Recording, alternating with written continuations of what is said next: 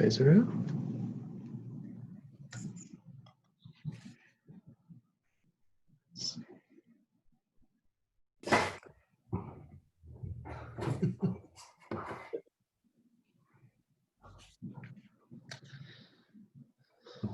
Can you hear me, Howard? Yes, I can. Thank you, sir.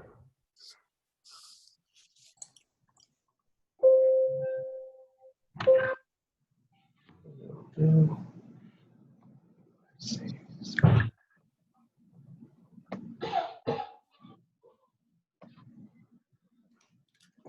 Checking sound, am I okay? Yes. Yep. Thanks. That's fine.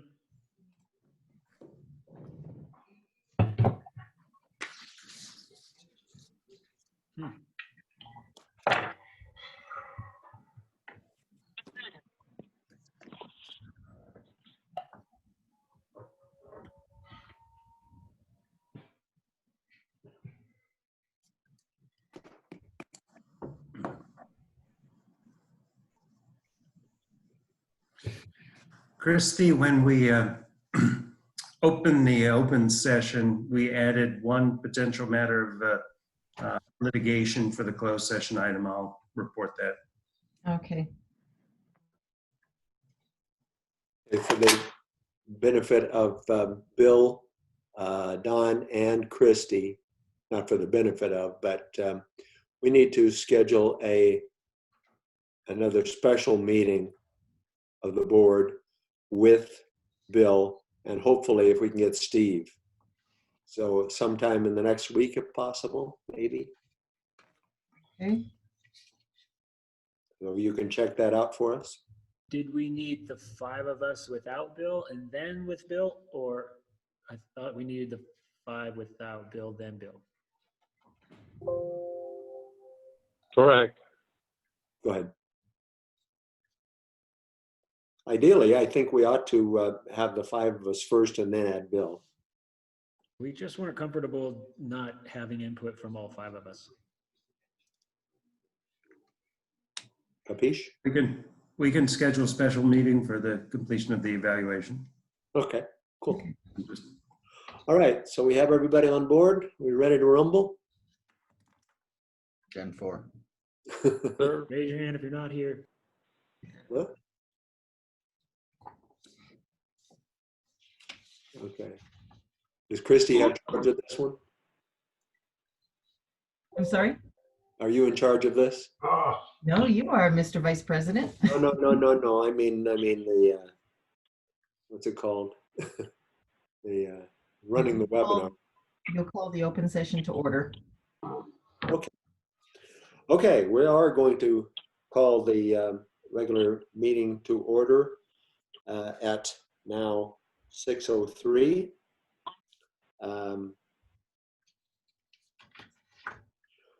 And we're going to say, welcome to the remote meeting of the CSD Board of Directors. We will conduct the meeting using the following procedure.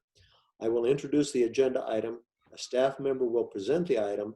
I will then call on fellow board members by name for questions and comments. After the board has discussed the item, I will turn it over to the secretary for public comments. Members of the public should use the raise hand feature if they wish to comment on the agenda item. Will be called on in order and allowed 3 minutes to comment. To keep order, each member of the public will be limited to 1 comment per agenda item with no back and forth questions and answers. I will then call for a motion and a second as needed. We'll call on the board for any further discussion. The secretary will then take a roll call vote. Don Davis, will you please report on actions taken during closed session? Yes, thank you, Mr. Vice President. I do want to report that the board, prior to adjourning into closed session, voted 4-0 to add as an urgency item 1 matter of potential exposure to litigation under Government Code Section 54956.9 D2, and that the district received on October 7th a potential threat of litigation from resident Kevin Rice regarding the district's sign policy. No other items were added, and I believe there is no other reportable action from the closed session. Thank you, Don. Thank Next you. item is is Pledge of Allegiance. Christy, can you bring up the flag? Okay, let me. Here we go. Is it on? Oh, there we go. I pledge allegiance to the flag of the United States of America and to the republic for which it stands, one nation, under God, indivisible, with liberty and justice for all. Thank you.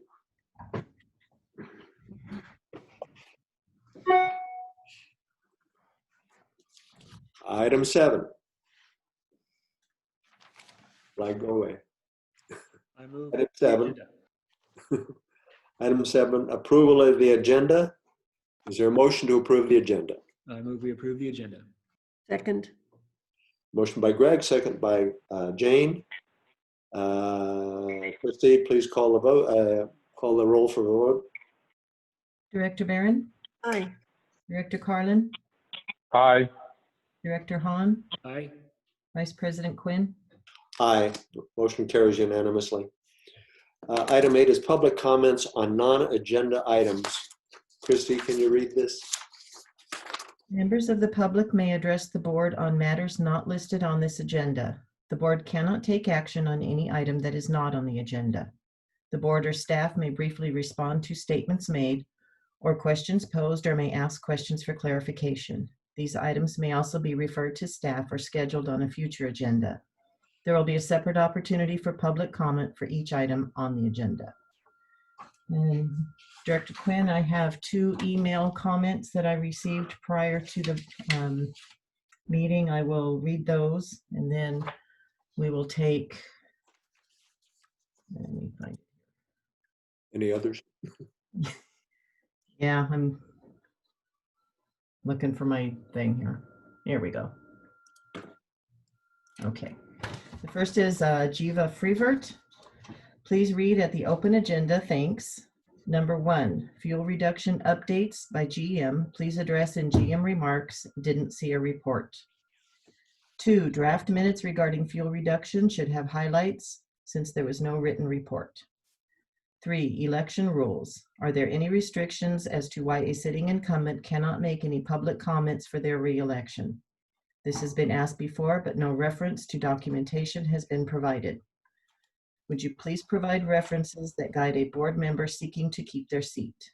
4, fire hydrant flushing. Is this task being moved, I believe it is, to the firemen who normally do this job? 5, what is being done about the police using additional space for a gym? Aren't there additional costs for heating, AC, lights, etc.? 6, transfer station upgrade cost. Has the actual cost been calculated, and do you have a comparison bid? Okay, the second email I received from Kara Cooper. To the CSD board, it is now October and we are in the worst fire season in California history. At the July board meeting, it was said that the easements would be mowed and weeds removed. Has not happened.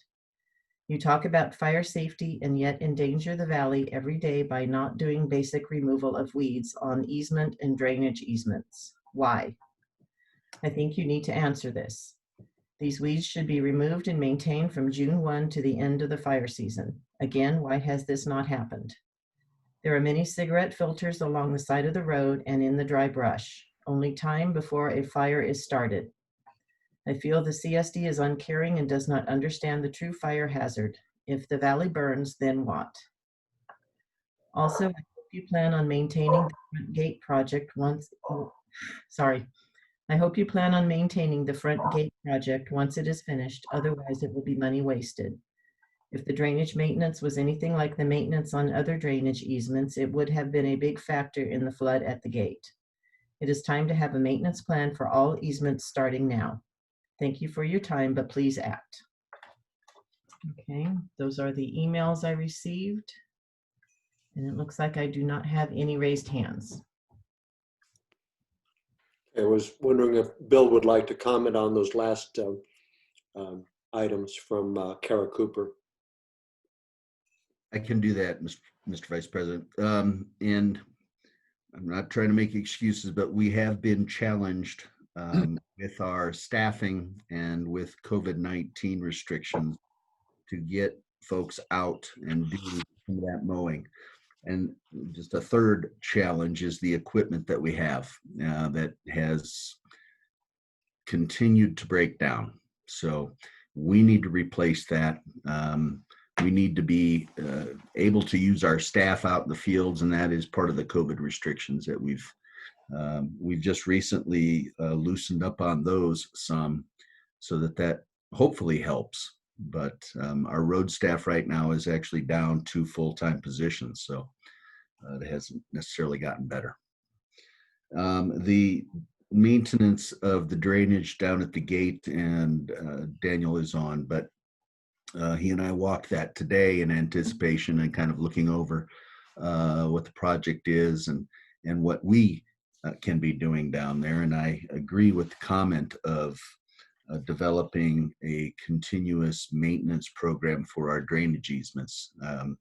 Those that are down there, some are fine, some are not, and they are full, and they do need to be addressed. So, and I don't know that the individual, Ms. Cooper, was aware of the challenge of the storms that caused the flooding down there.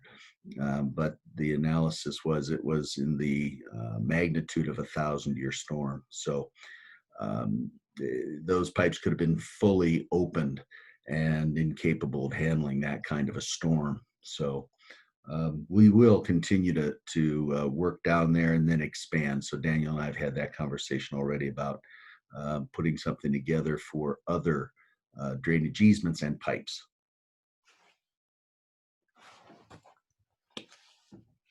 Okay. I seem to remember something on the Registry of Warrants about a payment to Tehachapi lawnmower or whatever it is. Some kind of equipment was repaired there, I believe, and it sounded like a mower of some kind. So I don't know if that was the one that does the road right-of-way or if that was something else. Well, Larry Wiggins is available if he can answer that for us, Mr. Vice President. Okay. Larry, you want to chime in? Yeah, the mowers, all of the parts to replace or repair the mower come out of Canada. It's a Canada-made piece of equipment from Tehachapi Lawn and Garden. They repair our sanders, the little Honda motors on our sanders for snowplow, as well as weed eaters, stuff like that. Nothing to do with the actual mower. Sorry. Okay. Thank you. Appreciate it. All right. Next item is consent calendar. Christy, please. Consent items are considered routine and are intended to be acted upon in one motion without discussion. During this portion of the meeting, the consent calendar will be read aloud. Prior to approval, the President, Vice President will give the board, staff, and public the opportunity to pull any item for discussion. The remaining calendar will be acted upon. Any pulled items will then be heard and acted upon individually. A, approve minutes of the September 10th, 2020 regular board meeting. B, approve minutes of the September 21st, 2020 special board meeting. C, accept register of warrants for September 2020. Do any board members wish to pull any of the items on the consent calendar? No, sir. Hearing none. Any members of the staff? No. Any members of the public? Christy? I have no hands. Okay. So call for the motion, please.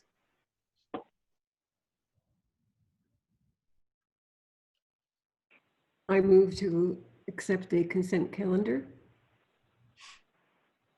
Second. Motion by Jane, second by Jay. Christy, please call the roll. Director Barron, Aye. Director Carlin, Aye. Director Hahn, Aye. Vice President Quinn. Aye. Motion carries 4-0. Item 10 is disclosures by the Board of Directors. Christy, please.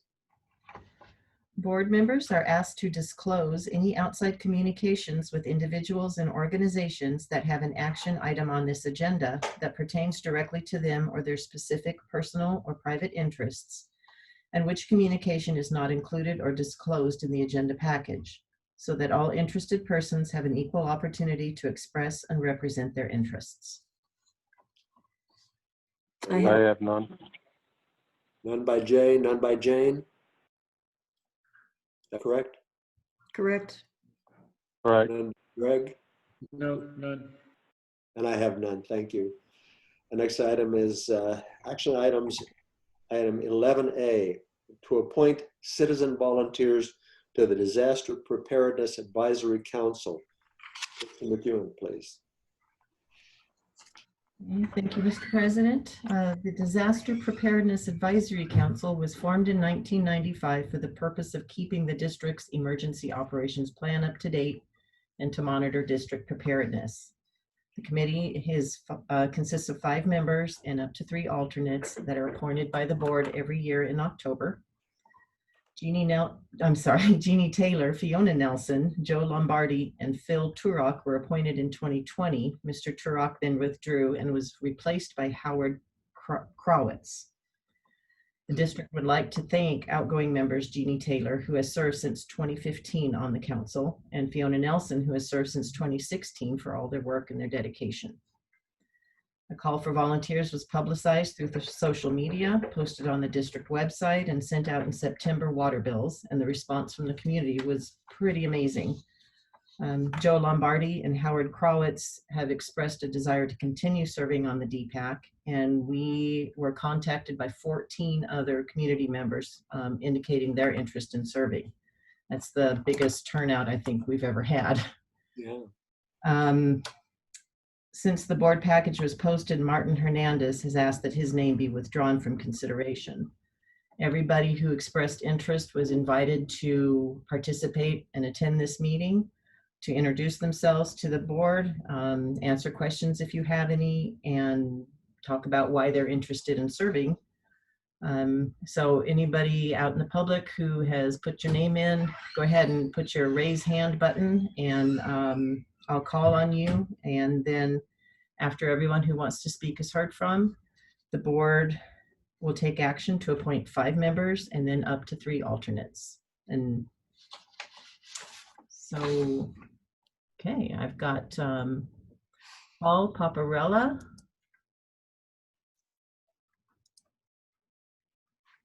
Yes. Oh, thank you. Go ahead. Okay. Good evening, everybody. Thank you for listening to me. I just want to talk for a couple minutes.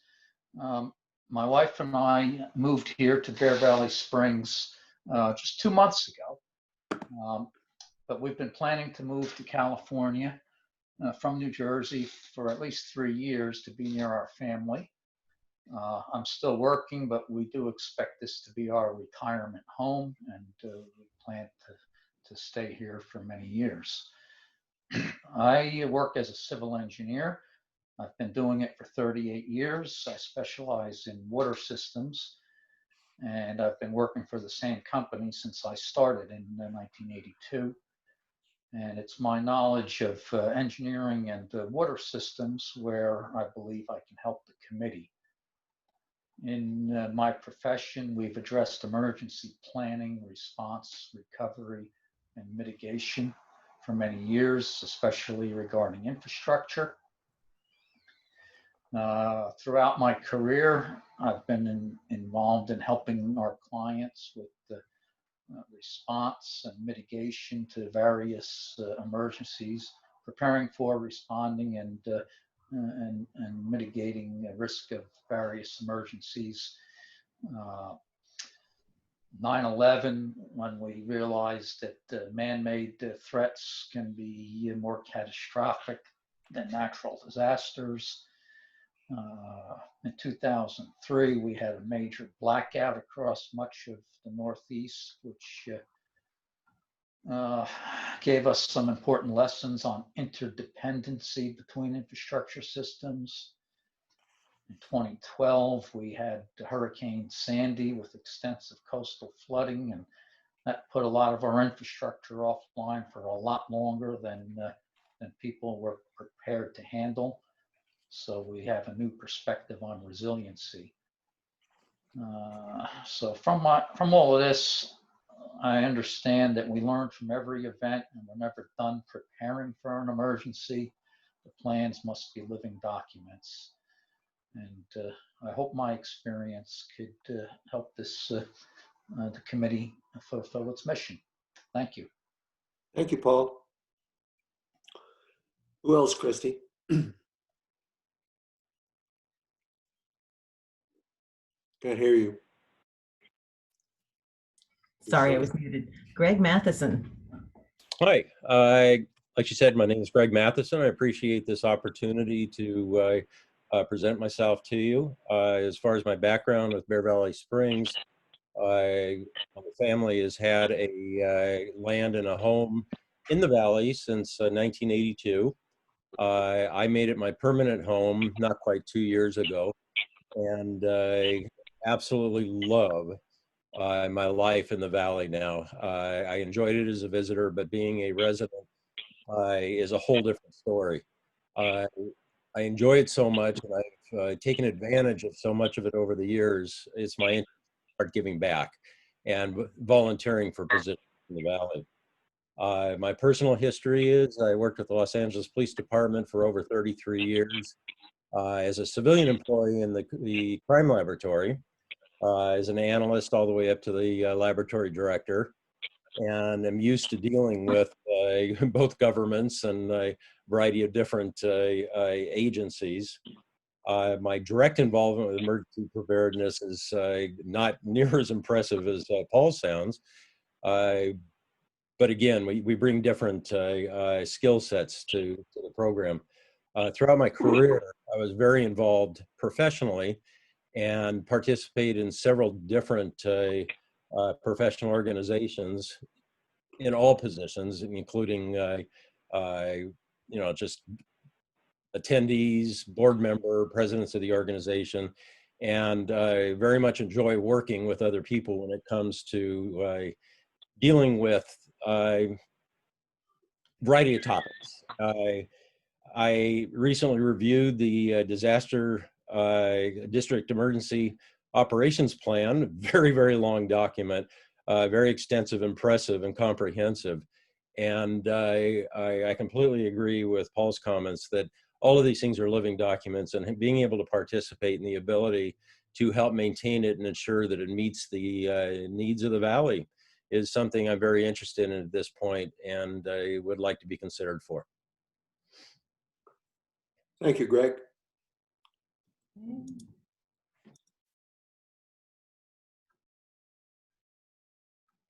Rick McPherson. Yes, can you hear me? Yeah, Yes. welcome, Rick. Oh, well, thank you for the opportunity. Again, thanks to the board for taking the time to recognize this group. My wife and I were just recently moved to the Valley, spent a lot of time in Bakersfield, and then our job has transferred us around. And we with the Valley, and we're glad that we're making it home. And with that, my current job, I'm a plant manager of a power company or a power plant in the LA basin, and we spend as much time as we possibly can up in the Valley. And I believe my experience through my history has brought me to a place that this is a great opportunity to not only share my expertise, but also to give back to a community that we've just fallen in love with. So on the disaster preparedness portion of it, I'm part of a leadership group that at our facilities that we test our employees, and we provide feedback on emergency preparedness and disaster planning. And I can't go to the detail maybe that Paul or Greg did as far as some of the disasters I faced. But we had, I've faced some challenges just working in a power plant with high pressure natural gas and high pressure steam. And of course, it is always the safety of our personnel that is premier in making it successful. And I think I could bring that to be a part of the team there on the DPAC. So thanks again for your consideration. Again, love the Valley, and look forward to you to see what happens next. So thank you. Thank you, Rick. Any more, Christy? Yeah, oops. Hang on, sorry. Okay. Sherry Skills. Oh, Sherry Skills, okay. I have to promote Sherry to panelist. Okay, Sherry, are you on?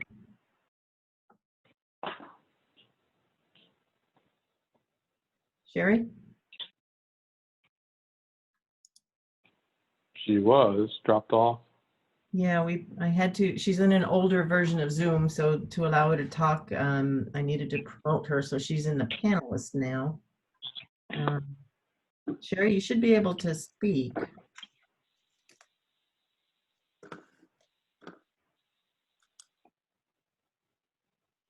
Okay. She doesn't have a phone or a mic. Oh, maybe not. Okay, well, her letter was in the board packet. Yep. So Yes, you it were was. able to see that. Yeah. Okay. Any others? No, those are all that are, That you have right now? yes, sorry. Okay, so board members, do you have any questions for any of the individuals who have volunteered tonight online with us? Jane? No, I don't. I have the information I need, I believe. Thank you. Jay? No, sir. Thank you. Greg? Did Sherry put her hand back up? Should we try that one more time? She's here, wants to speak. Can we give her another shot? Sure.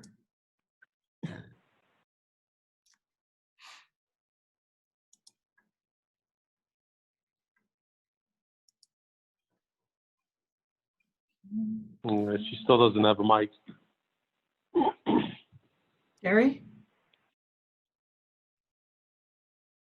Nada. Oh, sorry. Okay, and I have no questions. Do we have a motion?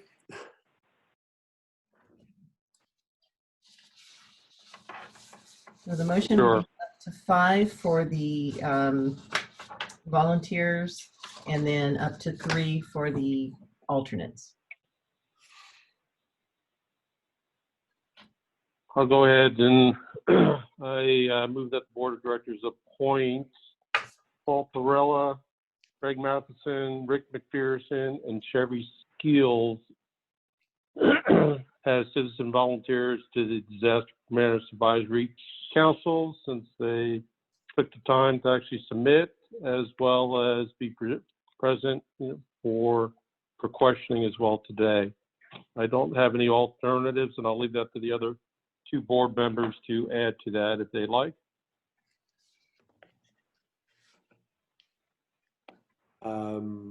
Okay, let's take this particular motion separately. So we have 5 named. 4 named. Oh, you had 4? Yes. Okay. May I amend to add Joseph Lombardi? Sure. And Joseph Lombardi as citizen volunteers to the District Disaster Preparedness Advisory Council. Okay. Was there a second? Would somebody repeat the list of 5, please? Paul Pavarella, Greg Matheson, Rick McPherson, Sherry Skills, and Joe Lombardi.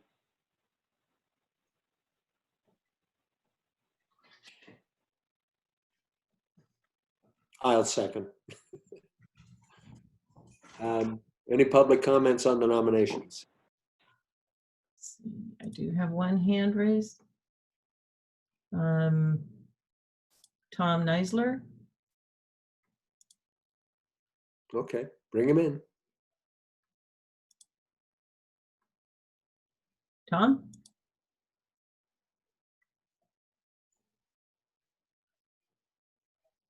Tom, you're muted and I can't unmute you. Can you? Yes, I'll start over. Thank you, and I apologize. Hi, I'm actually here for the next item, but I noticed that Mr. Crowitz, who currently serves on the committee, I don't know the gentleman. I have no interest in this or no personal interest beyond my participation as a resident. But I'm wondering if the intent of the board was to remove this gentleman from the committee. And that's my only comment. Thank you. Thank you, Tom. I was intending to add Mr. Crowitz as an alternate, so I think that might take care of your question, possibly. It certainly does. Thank you very much. Thank you. Okay. Christie, call the roll, please. Director Barron? Aye. Director Carlin? Aye. Director Hahn? Aye. Vice President Quinn? Aye. Motion carries 4-0. That brings us to the appointment of the alternates. Anybody want to take it, or shall I?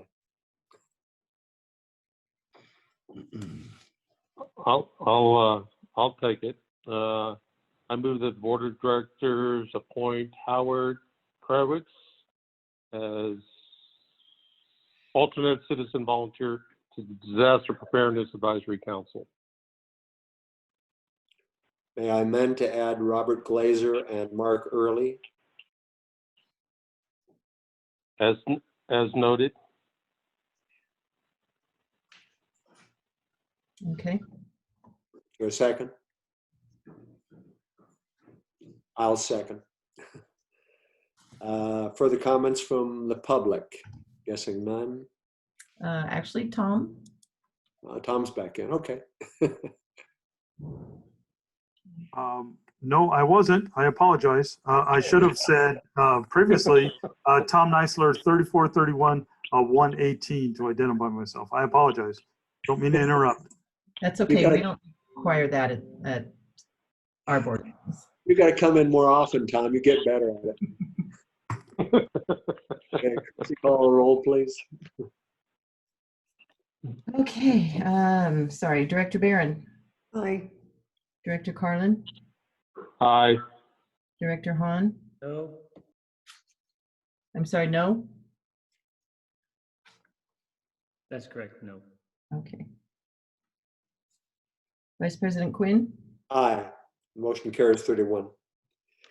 The next item is 11B, approve cost-sharing agreement for regional urban water management plan with Tehachapi Cummings County Water District. Mr. Malinan. Mr. Vice President, members of the board, we've received a letter from the Water District and Mr. Neisler as the general manager, and requesting that we consider participating again in the development of an urban water management plan. This would be in conjunction and partnership with other water agencies, particularly the City of Tehachapi, Golden Hills CSD, Stallion Springs CSD, and the Water District itself.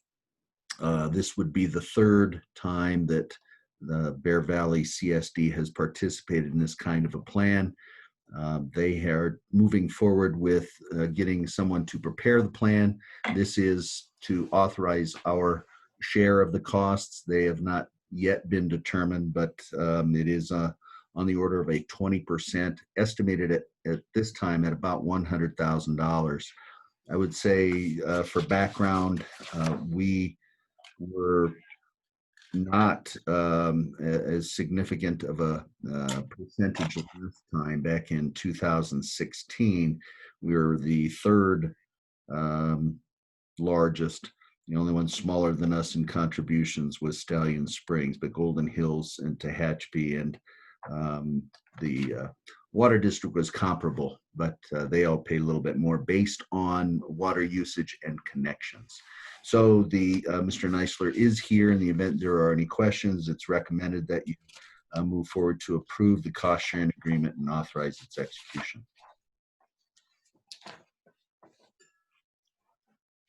Okay, public comments? I have none, unless Tom, did you want to add anything?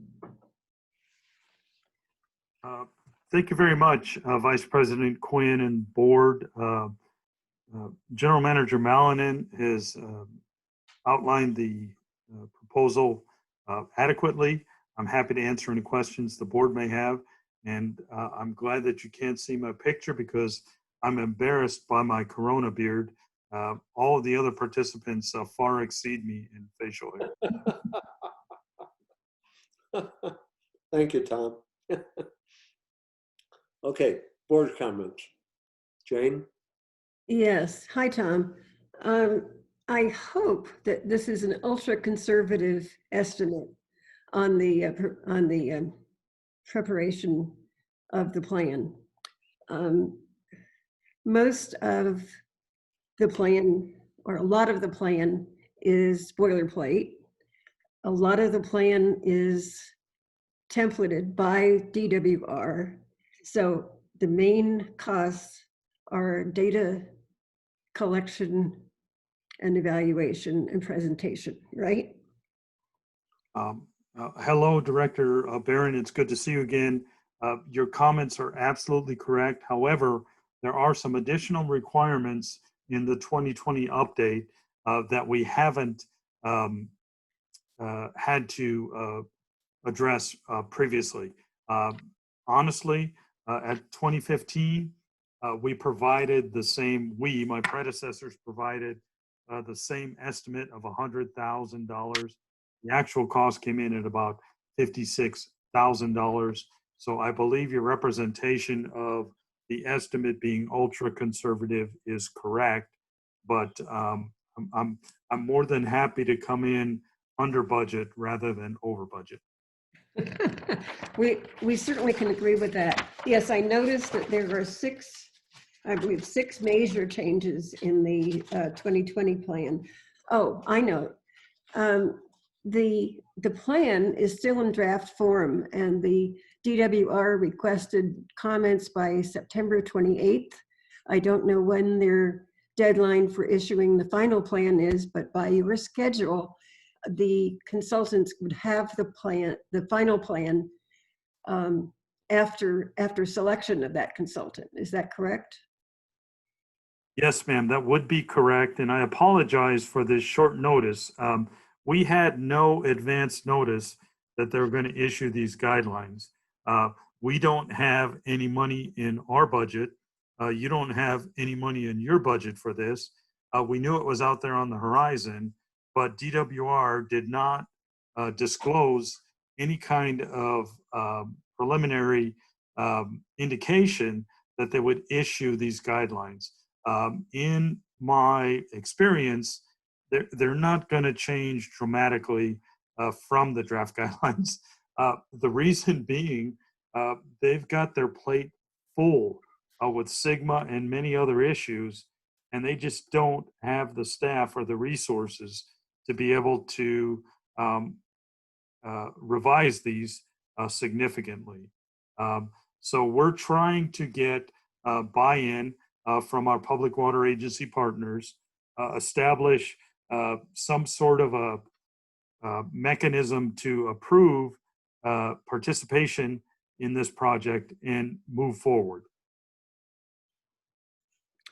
Okay, I see that AECOM prepared the 2015 plan for you. Did DWR have any comments after the plan or our draft plan was submitted? They had several very minor comments that were readily addressed by the consultant. And you are correct. AECOM did prepare the 2015 update. Okay. So, yeah, I was impressed. I thought the list of proposed consultants was excellent. I'm pretty familiar with all of them, except for the last one. I forget what that was. But anyway, yeah, I'm happy to go along, assuming that we do come in under budget, under your estimate. By quite a bit. Okay. I share your optimism. Jay, please. Tom, I can't follow that one other than you better come in under budget or else Jane will be after you. But I good. won't be around though. That's true. Yeah, but you she see in does the know where I audience. live, so. True. She asked all the tough questions. I don't have anything to ask of you, but I appreciate your time and effort in putting into the documents that are attached. Thank you, Tom. Well, thank you, Mr. Carlin, and the entire board. We've always enjoyed our relationship and our partnership with the Bear Valley CSD, and we look forward to continuing in a proactive manner. Thank you, Tom. Greg, please. Thank you, Mr. Vice President, and thank you, Mr. Neisler, for preparing this. I'm with Jane. I want to come in under budget, but I know I can't withdraw my vote for a yes to this after the fact, so we're kind of stuck. And for the record, some of these COVID beards are pre-COVID in this group, pre-COVID. So just want you to know. My only comment is that, like the old fogey that I am, I looked at this and I thought, gee, that's a lot of money. What are we paying for? And then I looked at the 2015 plan, and I looked at the guidebook. I obviously didn't read it. I went through it, looked at it, saw how long it was, and I can understand how you'd have to have consultants to do this because you probably don't have people standing around on your staff, nor we on ours, waiting for something to do of this kind of depth. My only fear, because I don't know how many agencies will be involved in putting out their own UWMPs in California, but I imagine there's a lot of them. And I recognize, as you said, Department of Water Quality is, or what DWR is probably behind in everything. And I was minded of the last scene in, what was it? Raiders of the Lost Ark, where this huge warehouse, and the guy has the ark on a dolly in a cage or in a crate, and he's taking it into the maze, and it never gets seen again. And I think, well, here we are. This is California, and this is bureaucracy, but I have nothing more specific to say except good luck. So we will accept a motion at this point. I move the Board of Directors approve the cost-sharing agreement for regional urban water management plan with Tehachapi Cummings County Water District. Second. Motion by Jane, second by Greg. For the comments, none. Christy, please call the roll. Director Barron? Aye. Director Carlin? Aye. Director Hahn? Aye. Vice President Quinn? Aye, motion carries 4-0. Thank you all. Next item is 11C, adopt ordinance 20-253, repealing Chapter 9 of the district records of Title I, administration of the district code. Mr. Davis, please. Thank you, Mr. Vice President. This is the second reading of the ordinance that essentially repeals Chapter 9 of Title I. As you recall, last month when we had the first reading with the adoption of the new records retention policy by resolution and the prior adoption by resolution of policies regarding access to public records, that staff felt that we no longer needed this chapter. The resolutions provide the requisite approvals, and they're more easy to amend because like things in California, as you noted, they're always passing new laws. So there will be amendments to our policies from time to time, and it's much easier to do that by resolution than by ordinance. So we recommend the adoption tonight of the ordinance, and then it'll be published, and 30 days from now, it will essentially repeal this existing chapter. Thank you, Don. Public comments?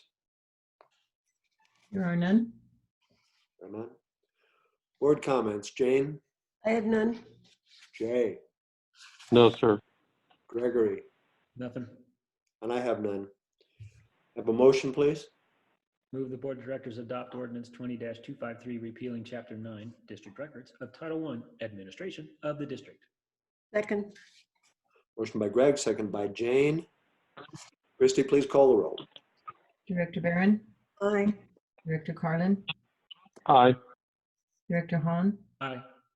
Vice President Quinn. Aye, motion carries 4-0.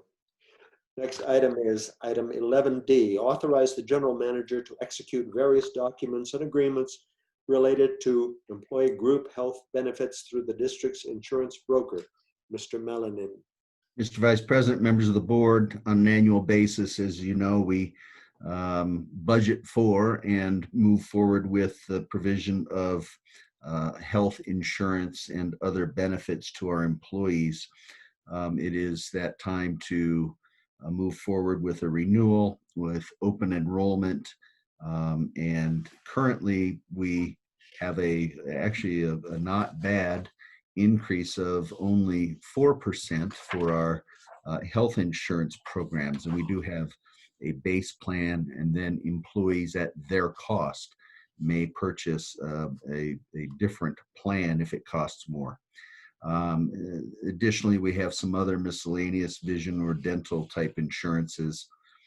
Those have not gone up in cost. So when we did prepare our budget, we anticipated a 10% increase. It came in significantly less at 4%. So we're pleased with that. We would recommend that the board move forward with the group insurance plans as presented, authorized to us to move forward with our renewals and sign the appropriate documents. Thank you, Bill. Public comments? There are none. Board comments? Jane? I have none. Jay? I do not have any either. Gregory?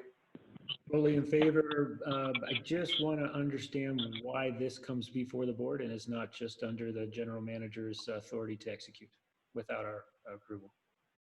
Part of that is precedent, Mr. Hahn, and you know, it I think is within our budget, and so that's we could do it, but this is more transparent and does hopefully let everybody know what we do. So in that vein, it's a positive thing. Okay, thank you so much. And I have no comments. May I have a motion, please? I move the Board of Directors authorize the General Manager to execute various documents and agreements related to employee group health benefits through the district's insurance broker as specified in the staff report and implement the renewals for the coming benefit year. Second. Motion by Jay, second by Greg. Christie, please call the roll. Director Barron, Aye. Director Carlin, Aye. Director Hahn, Aye. Vice President Quinn. Aye, motion carries 4-0.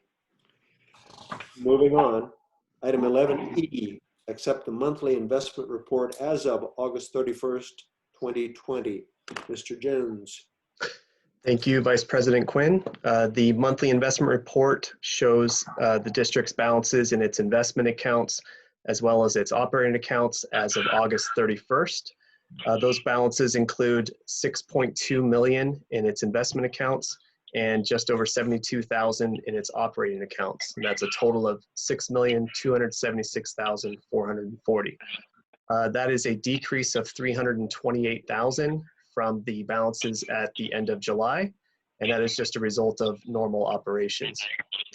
On the following page, there is a further breakdown of those investment balances by the district's various funds. And I am available for any questions you may have. Thank you, sir. Public comments, please. There are none. Board comments. Jane?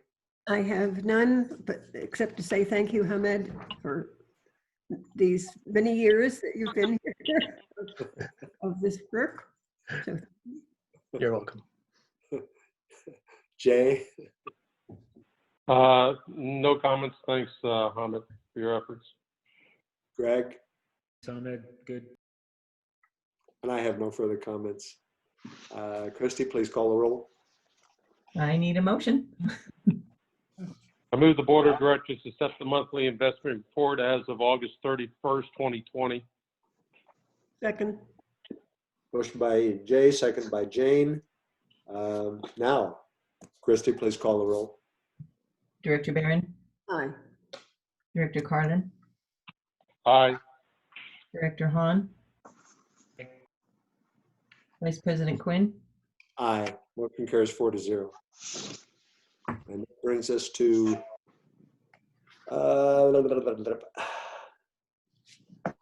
introduce item 12A F, Community Facilities Lease, Bear Valley Springs Association. There's no backup at this point. No, and Mr. Vice President, members of the board, this really is just a first touch, if you will, heads up of a idea that we are working on. You may recall some conversations or issues trying to amend the lease with the association for the first item, which would be the Fickert Cemetery. So as I know Director Barron was deeply involved in the dedication of the plaque last year, and the notion of including that in the association lease kind of came up. So that is one item. The second item is related to Jack's Hole. So I know President Roberts and I have talked about this, and I know he has an interest in looking at this as an opportunity for the association to lease that area as well, that which is Jack's Hole. And through that, then they could better manage the water between Cub and to Four Island and be able to utilize what is essentially rainwater that is collected in Jack's Hole. So I put this out as a first touch. Some of the items that we've had for conversation is the utilization of the Parks and Recreation Fund. Those dollars having utilization at the district level for the continued rehabilitation of our Lakeville wells, as well as certainly the pumping of water from the wells into the lakes. I also have on my radar, and we certainly need to continue to visit with and talk through the bullet points with the association. We haven't done that, but the aspect of the effluent system, i.e. we have pumps associated with that, which I think there's a strong nexus similar to Lakeville, that the systems that provide for those recreational amenities be maintained by those funds that come into the district for Parks and Recreation. So those are kind of the big items that I see in the conversation, but we have not had a liaison meeting for 6 months at least, and probably don't in the very near term either, the rules not having been relaxed yet. So we are trying to move this forward even to your meeting in November. We hope to be successful with that, but I wanted to bring it forward, answer any questions you might have about those concepts. I have none. Board? Nada? No. No. Okay. Okay. Item B, board comments. Director Barron, I have none. Director Carlin, I don't have any today. Director Hahn, No comments tonight. and I have no comments. President Roberts is away. So we'll move to staff reports, beginning with the finance report. Mr. Hamed. Thank you, Vice President Quinn. The reports you have before you are the monthly activity reports for period 2 or the month of August. I don't have anything significant to point out, but I'm available for any questions you may have. Okay. Public comments? There are none. Okay. Board? Jane? Is that no? That was a no. Okay. Jay? None for me, thank you. And Gregory? Nada. Nada. My only question, I guess, is a number of these items have, you're obviously prepaying a number of these things. So your total expense for the year gets paid in the first 2 or 3 months. Is that's intended, obviously. Is it mandatory?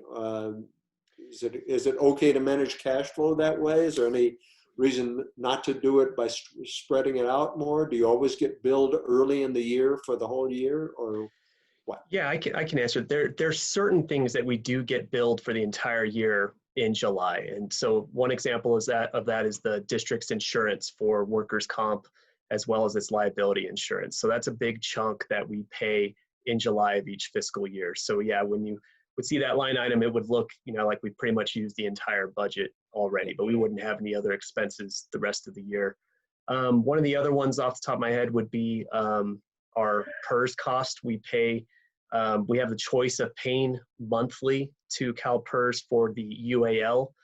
That's the unfunded accrued liability. But if we do pay it all at once in a lump sum at the beginning, we do save on the interest costs. So we do save a few $1,000s by doing that. And you did bring up cash flow, and that is something that I do look at, because July and August typically are months that we don't receive a lot of property taxes, but we do have enough funds in our cash to be liquid to ride us until we get the bulk of our funds in December. So. Okay, that makes sense. Are there any other accounts where you actually save on interest or penalty money? No, that's the only one that I could think of would be the CalPERS. Okay, that's fine. Thank you. All righty then. Very good work. Moving to Public Works report, Mr. Malinan. Mr. Vice President, members of the board, we have our Public Works Division supervisors available to answer any questions. The only points I would make out in the beginning of our staff report are the progress made on the wells in the water system, particularly well 25. We are very near to that final abandonment. And then the photos that are included on that front page of the first 2 of the generators for pneumatic stations, and those are the 2 largest of the generators that were funded by the OES grant through Kern County. So we still have more to come, but we are getting there slowly but surely, and we certainly hope to be prepared if we have a PSPS. But otherwise, we will stand, and the gentleman will be available for any questions that you may have. Okay. Jane, any questions? No, just one comment, and that's about the weeds. And I was very pleased to see that the mowing that had been done, given the level of staff that we have right now. Thank you. Jay? No, I just applaud the efforts of the entire team, the water department, wastewater treatment plant, the roads. I know I've been personally questioned recently about the water leaks. I know it takes pretty much all the groups to actually come together and fix them. I know there's quite a few of them left. So I see the progress on a weekly basis of what you do accomplish, and appreciate all your efforts. Thank you. Thank you, Jay. Greg? Yeah, big hats off. You guys work really hard. I know that for a fact. The mowing does keep coming up. I haven't honestly noticed whether it's done or not. So, but is there something you guys need that we can provide? What can we do to help get some more of this mowing done? Can we hire this out? Can we get a quote from a mowing company that will come and do our roads? What are your plans and ideas for that? That work's really important.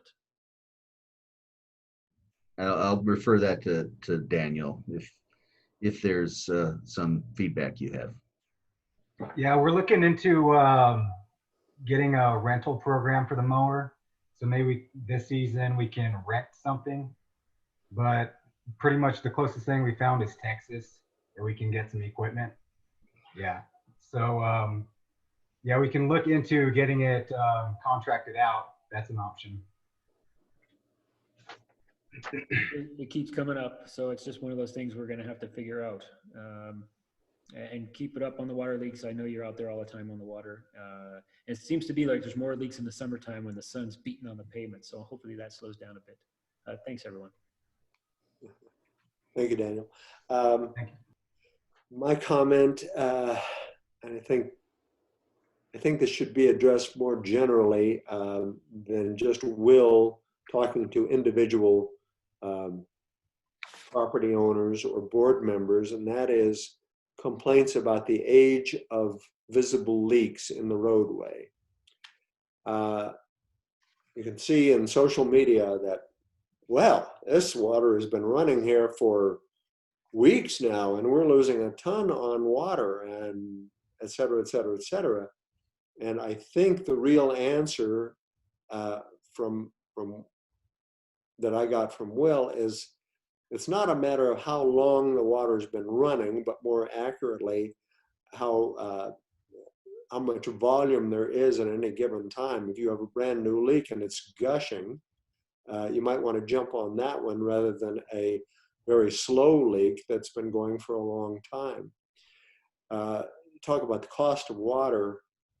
It costs a chunk of money, like on this picture on Cumberland, this long ditch going across the roadway. That's a lot of money. It's time and money of staff doing this stuff. And it's far greater than the amount of lost water. And I'm not saying the water is not important, but keeping things in perspective, it's costing you a lot of money to fix it compared to the amount of the cost of water that's leaking. And I think maybe that ought to be more widely, unless you tell me, no, you're full of it, that's not true. But I think that ought to be more broadly disseminated among the population, because they seem to have an idea that if we're losing a ton of water and in some cases a very slow leak.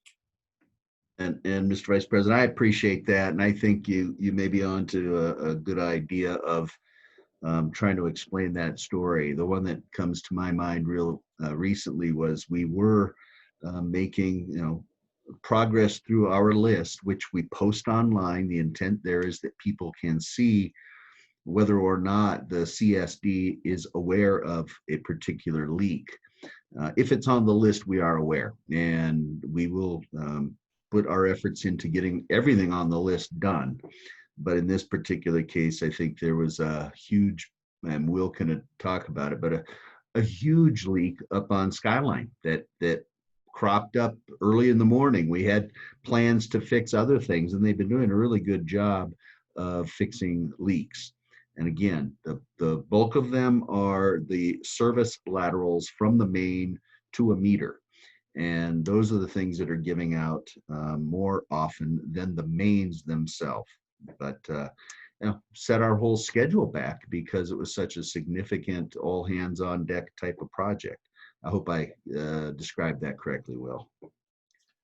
But yes, if we can share the story, Megan, and help people understand maybe that would be good for all of us. Understood.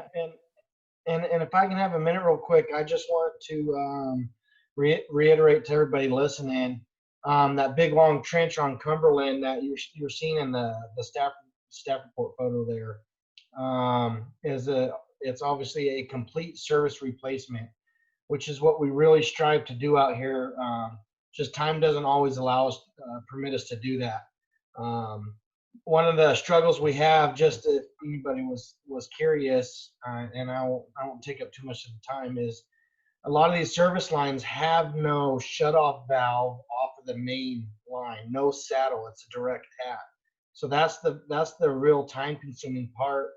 In a perfect world, you would dig down, shut that valve off, replace the line with no water disturbances to residents, except for the line getting replaced. We have to shut the main line down, drain it, put on a saddle, and shut off valves. That way, our future workers out here will have the luxury that we never got to have. So it is time consuming, and we really appreciate everybody's patience with our water disturbances out here. And we really appreciate the patience on the amount of time it takes to get some of these to stop leaking. So thank you to everyone and the residents for that. Thank you, Will. Okay, anything else? Let's move to public safety report. Chief Melanson. Well, Mr. Vice President, members of the board, it's great to see everybody. You have my September 2020 public safety staff report. Just one thing that I wanted to mention is that ever since I've been providing this report, since I've been here about two and a half years, I've made certain adjustments to how I present it to you, in what format or what information I provide you, all trying to give you not an overwhelming amount of information, but the general specifics rather, the general idea of what crime is like in Bear Valley. Is it going up? Is it going down? Is it staying the same? And also, importantly, what are the officers doing out there? So I would first direct your attention to activity, crime, and arrests on the front page of my report. And I added average response time. Now, this is a number that's provided to me by Kern County Sheriff's Dispatch Center. And that is an average response time for all dispatched calls for service. It is the time between the time the call is dispatched until the officer arrives on scene. So last month, and this is a new thing I'm providing to you. Last month, August was average of 4 minutes, 21 seconds. And this last month is an average of 5 minutes, 43 minutes. Pretty good. And again, that is all calls for service, whether they are 911 priority 1 calls. Obviously, that number would probably be a lot less, and all the way down to the low priority calls. The average, I'm going to provide you the average. The second thing is on the second page, actually the second and third page of my report, incident by type. And this will provide the board an idea of exactly what the officers are doing. This information, again, comes from straight from Kern County Sheriff's Dispatch Center. It lists the type of call for service and the number of calls we got of that type. And this is all activity. This is not just calls for service. This is all activity. So you'll see that there's a total of 253. Well, that includes not only calls for service, which there were 115 of those, but also officer-initiated types of activity, such as you'll see Code 6. There was 50 of those. Code 6 is something different. That's when an officer self-generates activity on his own. He gets on the radio and says he is Code 6, and Code 6 in our language means out of the unit for investigation. And it could be that he's doing a foot patrol around the market, or that he's getting out to talk to somebody at Cub Lake, something like that. There's a foot patrol. Patrol checks, that is a list they work off. You'll see down there 62. There's a list they work off of where they hit some of the sensitive areas of Bear Valley. Just to throw out an example, Cub Lakes are patrolled. Cub Lakes on the list. It's a long list. Four Island Lake, the bathrooms at Four Island Lake, places that we've a lot of the wells around the outside of the valley, far reaches of the valley, the park up off Deer Trail. So I'll be providing you that every month too, just to add to the content of my statistics report, so you'll know what we're doing. That really is all I have for the board. I'm happy to answer any questions you might have. Thank you, Chief. Jane, comments? No comment. Jay? Chief, just checking on status of the vacancy, on how we're progressing on adding an officer. We're still accepting applications. On one of my prior reports, I said that we had one in backgrounds. That applicant did not work out. So we were back to square one, and we're going through applications right now. Greg? Thank you for your service, Chief, and thank you to your entire staff. Thank you, Director Hahn. I like all that. Very pleased with the police department. I don't suppose there are any public comments, Christy? There are none. There are none. Very good. Moving on to the General Counsel's report, Mr. Davis. Thank you, Mr. Vice President. I am going to assume that the General Manager will provide an update on the granite construction contract and gate drainage project. And if so, then I do not have a formal report. Thank you. Mr. General Manager. Well, it seems kind of late now to say I don't, but. Can you wing it? Yeah, I guess I'll have to. We can bring it back. No. So let me start with the drainage project. It is on my list. And Daniel and I were out there this morning. We do have an executed contract with Granite. There will be a pre-construction meeting on Monday where Trans Tech and Granite will be out on site looking at it. Daniel and I went out there for the purpose of taking a look at not only the project, but more specifically, as the board may be aware, there are additional drainage ways to the west that also go under Bear Valley Road. So we're looking at those because they're not a part of the contract, which was really focused on that big storm and that drainage system. So we're going to need to do some work out there on those. And so we were looking at that, talking to the property owners.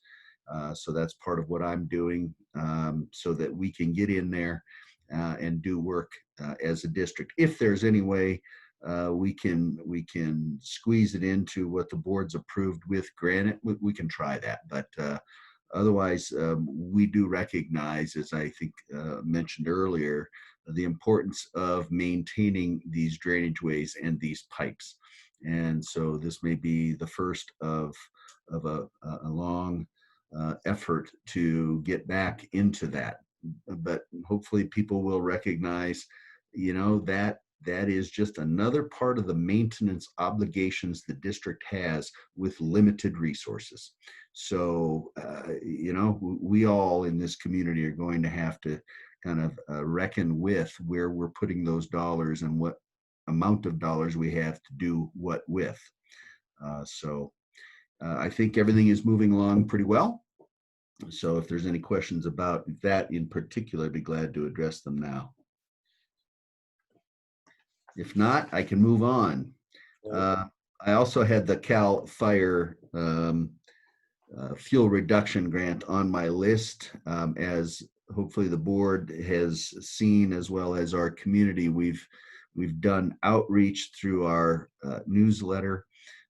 Tim Morin, our forester, and I sat down and really kind of took a look at the area and focused in on tract 3461, which is basically the top of Bear Mountain, Deer Trail, Starland, and some of those other smaller cul-de-sacs and things around there. That is where the dead trees are the greatest and have the greatest potential to be a problem in a fire as fuel.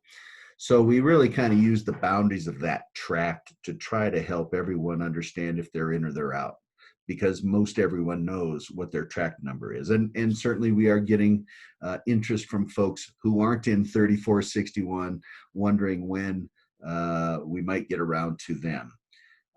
So we will also mail something to those folks. We want to spend this money. It's grant money that we want to maximize its use. So we're actually going to send out some information to those folks. I think we have something on the order of 400 or 500 homes out there, but I think it's worthwhile. So meanwhile, we've completed the archaeological records check. Tim is receiving directly from our residents either phone calls or emails expressing their interest.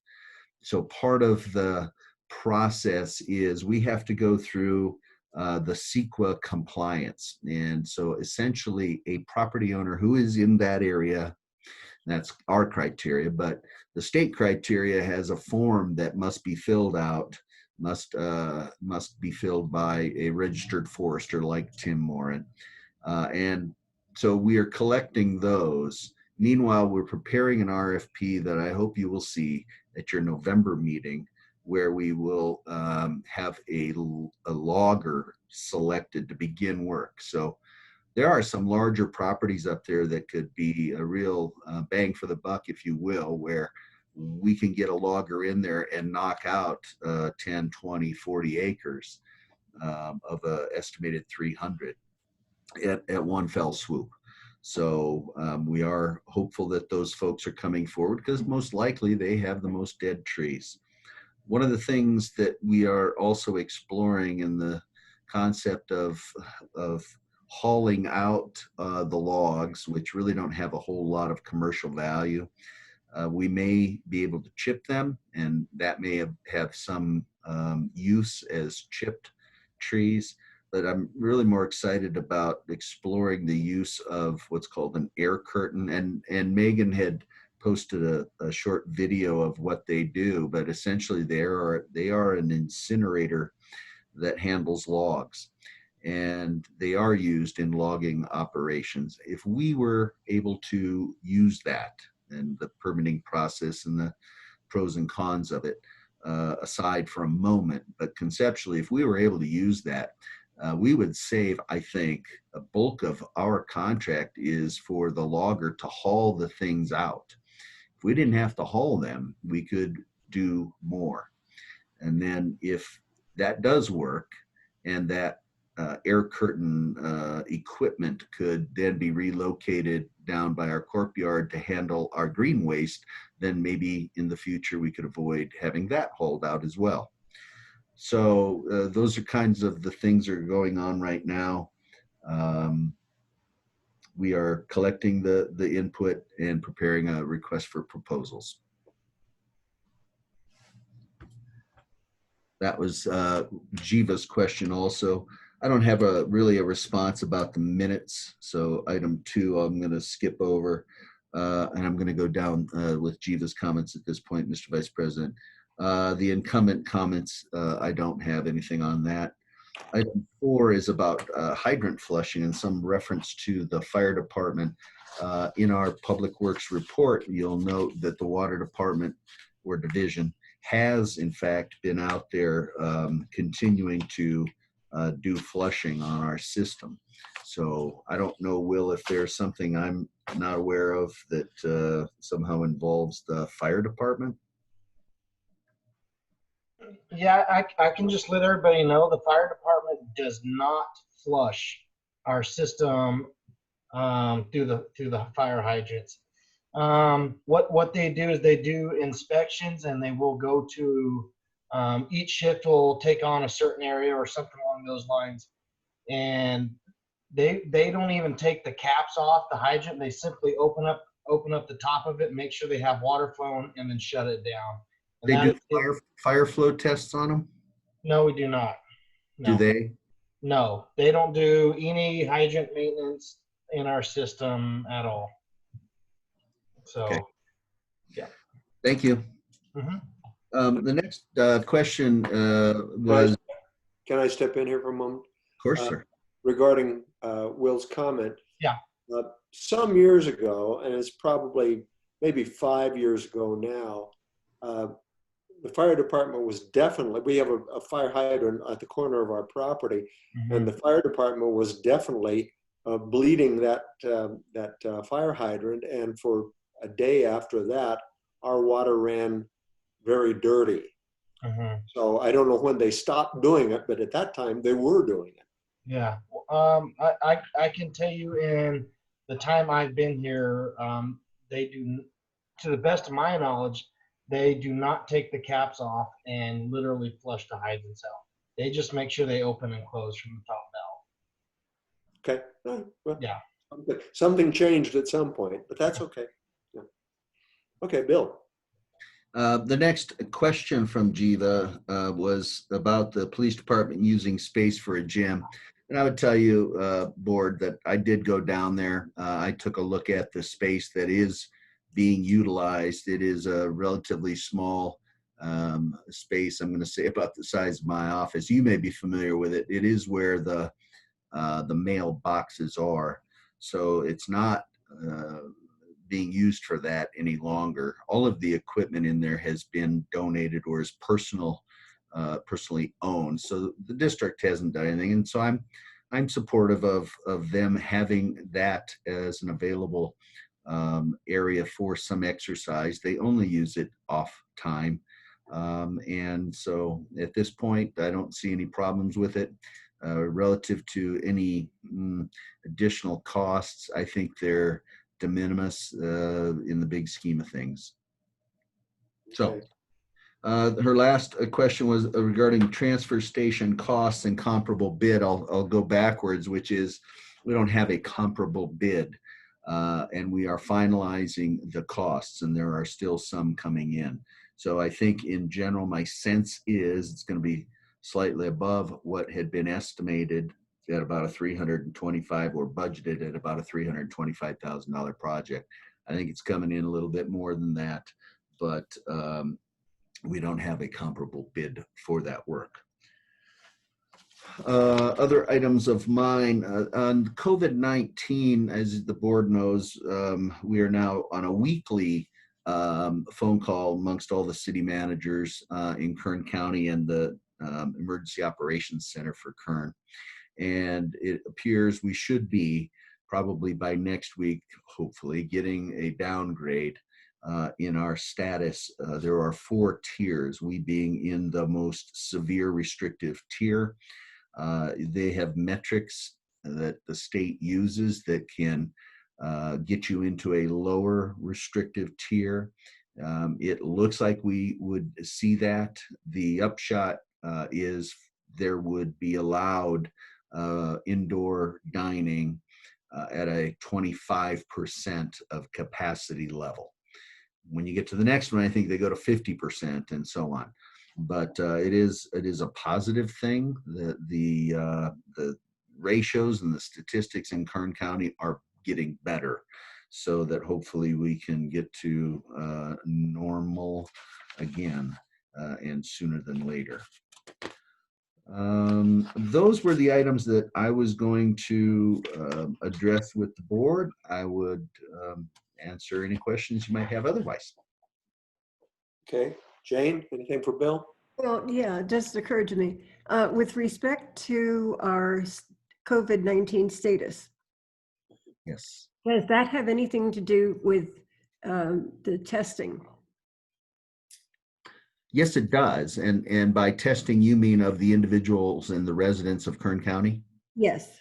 Yes. So part of one of the metrics is for positives.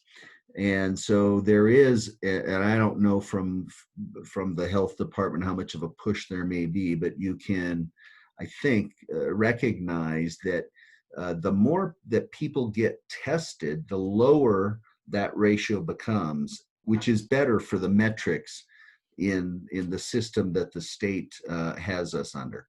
So if we all are actually getting tested and proving negative, then that ratio goes down. If the only people getting tested are those who end up having it, that ratio goes up and we stay in the more restrictive tiers, because there's, I think, 3 different metrics. You have to hit all 3 and they have to all come down. I think I'm describing that accurately, but yes, it is related to testing. So Okay. collectively, us Kern County residents, if we get tested and thankfully we're negative, we'll come out of these restrictions sooner than later. Well, the reason that I brought it up was because I saw the latest issue of The Loop, and Kern County is looking for volunteers to get tested. And it is free and it is quick, at least the one I went to at the Tehachapi Hospital. And painless, right? And painless, yes. Tickles, but it's painless, yeah. Thank you. Is that the brain swab? Well, I guess some people call it that. Okay, anything else, Bill? No, sir. That's my report. Okay. Jay, anything for Bill? No, sir. Thank you. Thank you. Greg? Nothing. And I have nothing There's a further. hand up in the public, though. Say again? There's a hand up in the participant list. Oh, I'm sorry. Christy? Okay, that would be Gil Grace. Gil? Here we go. Can you hear me now? Gotcha. Hello, Gil. Okay. Bill, this question is for you. I recently heard that Bear Mountain Ranch was sold and it was going to be used as a wildlife corridor. How is that going to affect Bear Valley Springs when they go to manage their forest? Are they going to have the same rights as the previous owner to use our roads and so forth? Was that one directed to me, Gil? Yes. Or Bill, or Don Davis, either one. Yeah, I'll defer. I'll make my 2 cents, which I don't know that because the ownership changes from one party to another, that it necessarily changes their rights to the public right of way. And then I'll let Don answer. Okay, thank you. You did well. Good evening, Gil. Good to hear your voice. Yeah, I agree with Bill. I think we had some limited discussion that we were aware that it had changed. As you know, most of the fire reduction work has been completed up there. But I think going forward, again, because of the history of the property and the continued ownership of it and the connection to Bear Valley, that they would continue to enjoy the same rights. But you know, we don't have the full information about how it changed or what may have changed. So you know, we would need to explore that further at the time. But I suspect it'll be a number of years before they do further work. As you know, they've spent a lot of years and a lot of money doing the reduction up there. Okay. Thank you very much. Thank you, Gil. Good to hear from you. Thank you. Okie doke. We have one more. Okay, go. Okay, Barbara Langston. Hi, Barbara. Hi, can you hear me? We can. Oh, good. Could I just please real quickly ask that you do not look into chipping the dead wood until you talk to either, well, both actually, please talk to forestry and arborists, because my understanding for years has been do not reuse, cut any of the dead wood, because the bugs are in it and you're going to just spread it more and more. If I'm wrong, hey, excellent, but I'm pretty sure I'm right. Please check it out before you do anything in that area. Yes, ma'am. Thank you. Thank you, Barbara. All right, any other hands? There are no more. Okay, item 13, future agenda items. Christy? For the future agenda items, we have approved the police policy manual, approve an updated fee schedule, the public hearing on the sewer rates, possible BVSA lease update, and possible logger contract, all for the November meeting.